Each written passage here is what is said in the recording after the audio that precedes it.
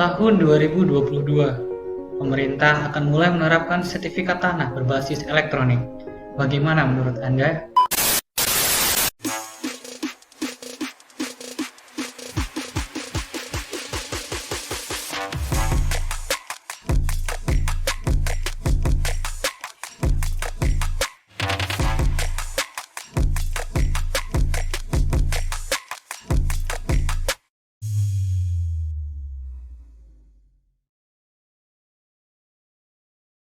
Pada tahun 2021 yang lalu, pemerintah melalui Menteri ATR BPN menerbitkan Peraturan Menteri ATR BPN Nomor 1 tahun 2021 tentang sertifikat elektronik, yang mana sertifikat elektronik ini akan mengubah sertifikat yang awalnya bersifat analog menjadi digital atau elektronik.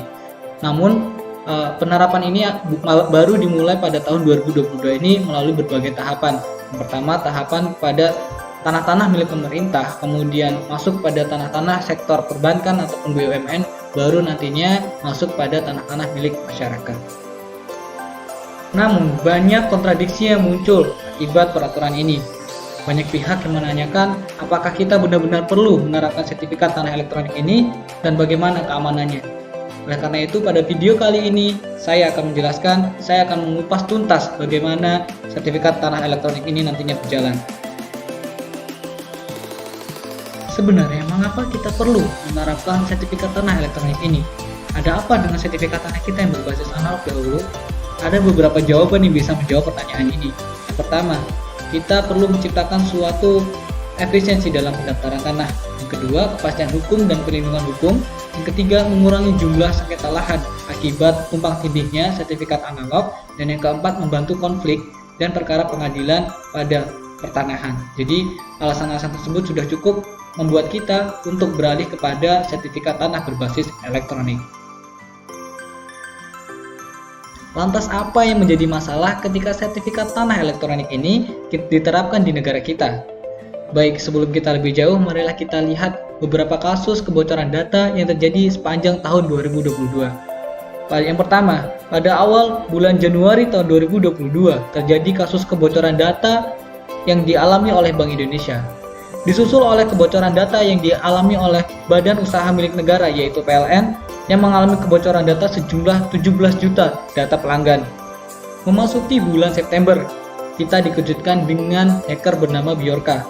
Hacker Bjorka ini mampu membuat pemerintah kalang kabut sehingga Presiden Joko Widodo langsung membentuk satu tim khusus untuk bisa menangkap hacker Bjorka ini. Hacker Bjorka ini memulai kasusnya dengan membocorkan 105 juta data penduduk milik Komisi Pemilihan Umum. Kemudian dilanjutkan dengan membocorkan data sejumlah 1,3 miliar data proses registrasi SIM card. Nah, hingga ribuan dokumen kenegaraan milik pemerintah dibocorkan dalam waktu kurang lebih 1 bulan. Melihat dari banyaknya kasus yang terjadi di ruang siber kita, dapat kita simpulkan bahwa ruang siber kita masih belum aman, apalagi untuk diterapkannya sertifikat tanah elektronik yang dimiliki oleh seluruh penduduk yang ada di Indonesia. Oleh karena itu, ketika sebuah sistem ini belum siap, maka nantinya ketika sertifikat tanah elektronik ini dipaksakan untuk diadakan, maka jaminannya adalah sertifikat milik masyarakat. Oleh karena itu, penting adanya pembahasan tentang persiapan kematangan ekosistem untuk sertifikat tanah elektronik ini, serta mengkaji dan menggagas solusi untuk pengembangan sertifikat elektronik ke depannya. Lantas sudah seperti apa perkembangan Kementerian ATR BPN dalam menyiapkan ekosistem dari sertifikat tanah elektronik ini? Menurut beberapa sumber yang saya baca, bahwa sertifikat tanah elektronik ini akan menerapkan tanda tangan elektronik di dalamnya. Kemudian, Kementerian ATR BPN juga menggandeng tim CSIRT atau Cyber Security Incident Response Team.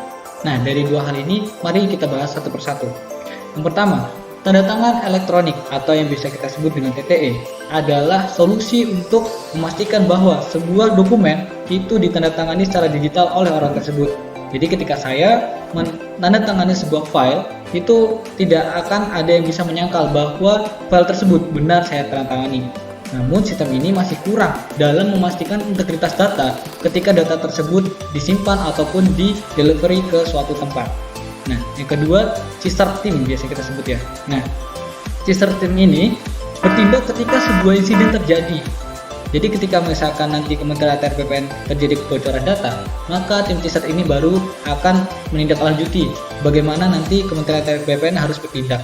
Jadi menurut saya hal ini masih kurang karena kedua hal ini belum bisa menjamin integritas dari sertifikat tanah elektronik ini. Lantas, solusi apa yang bisa diterapkan untuk menjawab masalah-masalah tadi?